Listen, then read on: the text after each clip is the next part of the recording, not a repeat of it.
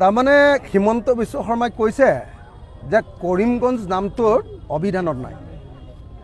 মই আমাৰ অসমীয়া অভিধানকেইখন চালোঁ, চন্দ্ৰকান্ত অভিধানখন চালোঁ, তাত হিমন্ত শব্দটো নাই। তাৰপিছত হেমকোষখন চালোঁ, পুৰণি সংস্কৰণৰ হেমকোষতো হিমন্ত নামটো নাই। তাৰপিছত সংস্কৃত আৰু ইংৰাজী যি অভিধান, সেই অভিধানত চালোঁ, তাতো হিমন্তটো নাই। তাৰমানে কৰিমগঞ্জৰ নামটো যেনেকৈ অভিধানত নাই, হিমন্ত নামটো অভিধানত নাই। গতিকে হিমন্ত বিশ্ব শৰ্মাৰ নামটো বদলাব লাগে, কাৰণ অভিধানত নাথাকিলেতো নাম থাকিব নোৱাৰে বুলি কৈছে মুখ্যমন্ত্ৰীয়ে। মুখ্যমন্ত্ৰীৰ কথাই অসমত আইন নহয় জানো? গতিকে তাৰ নামটো বদলাব লাগে, নাম্বাৰ 1। 2 নম্বৰ কৈছে তেওঁ যে এনেকুৱা নাম দিব লাগে যি নামটো ঐতিহাসিক, যিটো ইতিহাসত নাম থাকে। এতিয়া আমি দেখিছোঁ যে হিমন্ত নামটো ইতিহাসৰ ক'তো নাই, ক'তোৱে দেখাই নাই আজিলৈকে। মই কোনো ইতিহাসৰ কিতাপত, কোনো ৰাজ্যৰ বুৰঞ্জীত, কোনো দেশৰ বুৰঞ্জীত, কোনো দেশ বিদেশৰ কোনো ইতিহাসত ক'তো মই হিমন্ত নামটো দেখাই নাই।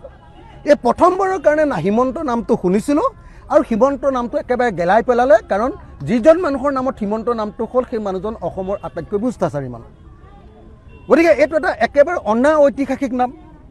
গতিকে দুইফালৰ পৰা মুখ্যমন্ত্ৰীয়ে কৈছে যে অনা ঐতিহাসিক নামবিলাক থাকিব নোৱাৰে, কৰিমগঞ্জৰ নামটো বোলে ইতিহাসত নাই, গতিকে তেওঁলোকৰ নামটো থাকিব নোৱাৰে। 3 নম্বৰ, হিমন্ত বিশ্ব শৰ্মাৰ যিটো নামৰ যিটো উচ্চাৰণ, হিমন্ত, তেওঁৰ যিজন গুৰু আছিলে, তেওঁৰ গুৰু তৰুণ গগৈ ডাঙৰীয়া। তৰুণ গগৈ ডাঙৰীয়াই হিমন্ত বিশ্ব শৰ্মাৰ নামটো শুদ্ধকৈ এদিনো ক'ব নোৱাৰে, কাৰণ হিমন্ত নামটোৱে নাই পৃথিৱীত, হয়নে নহয় কওক? সদায় তৰুণ গগৈ ডাঙৰীয়াক আমি হেমন্ত কোৱা শুনিলোঁ, হয়নে নহয় কওক আপোনালোকে? তেওঁ গুৰুজনেই যদি তেওঁৰ নামটো শুদ্ধকৈ ক'ব নোৱাৰে, তাৰমানে তেওঁৰ নামটো চিনাকি নাম নহয়। আৰু তেনেকুৱা নামবিলাক বোলে থাকিব নালাগে বুলি হিমন্ত বিশ্ব শৰ্মাই কৈছে। সেইকাৰণে আমি সিদ্ধান্ত লৈছোঁ, মই কালি সিদ্ধান্ত লৈছোঁ যে আমাৰ মুখ্যমন্ত্ৰীয়ে যেতিয়া কৈ দিছে, এইটোতো বিৰাট বেদৰ বাক্য।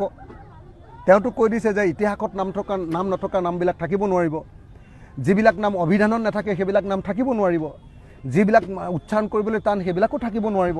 গতিকে এতিয়া হিমন্ত বিশ্ব শৰ্মাৰ নামটো বদলাবৰ কাৰণে আমি সিদ্ধান্ত লৈছোঁ। মই ঘোষণা কৰিছিলোঁ যে আজিয়ে হিমন্ত বিশ্ব শৰ্মাৰ নামটো আজিয়ে ঘোষণা কৰি দিম।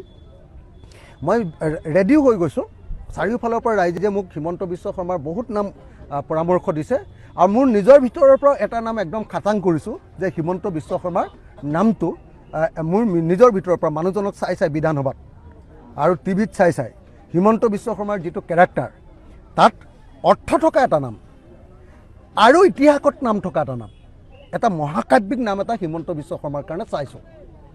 এতিয়া মই খালি এটাই বেয়া পাইছোঁ কি, মানে মই ভাবোঁ যে কোনো ভাল মানুহে মানে নাম সলনি কৰাৰ পলিটিক্সত নোসোমায়, আৰু ইতিহাস সলনি কোনেও ভাল মানুহে কৰিব নোখোজে।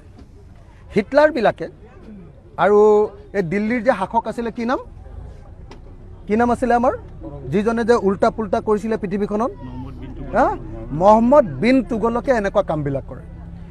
মই মহম্মদ বিন তুগলক নহয়, হিমন্ত বিশ্ব শৰ্মা মহম্মদ বিন তুগলক, গতিকে তেওঁ এইবিলাক কাম কৰি আছে। হিমন্ত বিশ্ব শৰ্মাই কৈছিলে যে অসমৰ নাম ভাৰতৰ মানচিত্ৰত 1 নম্বৰলৈ আনিব। হিমন্ত বিশ্ব শৰ্মাই কৰিমগঞ্জত কৈছিলে যে কৰিমগঞ্জ জিলাখনৰ নাম অসমত 1 নম্বৰলৈ আনিব, অসমৰ মানচিত্ৰত উন্নয়নৰ জৰিয়তে 1 নম্বৰলৈ আনিব। এতিয়া হিমন্ত বিশ্ব শৰ্মাই উন্নয়নত তেওঁলোকে কৰিমগঞ্জৰ নামটো আনিব পৰা নাই, কৰিমগঞ্জত কোনো উন্নয়ন হোৱা নাই, কিন্তু কৰিমগঞ্জৰ নামটো বদলাই এতিয়া অসমৰ মানচিত্ৰত কৰিমগঞ্জক বদলাই দিব কৈছে সাম্প্ৰদায়িক নীতিৰে, হয়নে? তো এতিয়া মই হিমন্ত বিশ্ব শৰ্মাই কৰা কামটো কৰিম নে নকৰিম এই কথাটো ভাবি আছোঁ। নামটো ঠিক হৈ গ'ল দেই, মোৰ মনৰ ভিতৰত নামটো ঠিক হৈ গ'ল। আজিয়ে কৰিম বুলি ভাবি আছিলোঁ, কিন্তু মোক ঘৰৰ পৰা কৈ আছে, মোক পাৰ্টিৰ মানুহবিলাকে কৈ আছে যে হিমন্ত বিশ্ব শৰ্মাই এইটো বেয়া কাম কৰিছে, নাম বদলাই, আপুনিও আকৌ নাম বদলাই বেয়া কাম, এনেকৈ বুলি কৈ আছে। সেইকাৰণে মই আৰু আজিৰ ৰাতিটো অকণমান আৰু মানুহৰ পৰা পৰামৰ্শ লওঁ, আপোনালোকৰ সংবাদ মাধ্যমৰ পৰা পৰামৰ্শ লওঁ, বিভিন্ন বয়োজ্যেষ্ঠ মানুহৰ পৰা পৰামৰ্শ লওঁ, বুদ্ধিজীৱী সমাজৰ পৰা পৰামৰ্শ লওঁ, বিশেষকৈ হিমন্ত বিশ্ব শৰ্মাক ভাল পোৱা মানুহবিলাকৰ পৰা পৰামৰ্শ লওঁ, আৰু পৰামৰ্শ লৈ হয় আজি ৰাতি নহ'লে কাইলৈ ৰাতিপুৱা মানুহৰ সন্মুখত তেওঁৰ নামটো যদি ক'ব লাগে, মই কাইলৈ নামটো ঘোষণা কৰি দিম। ধন্যবাদ।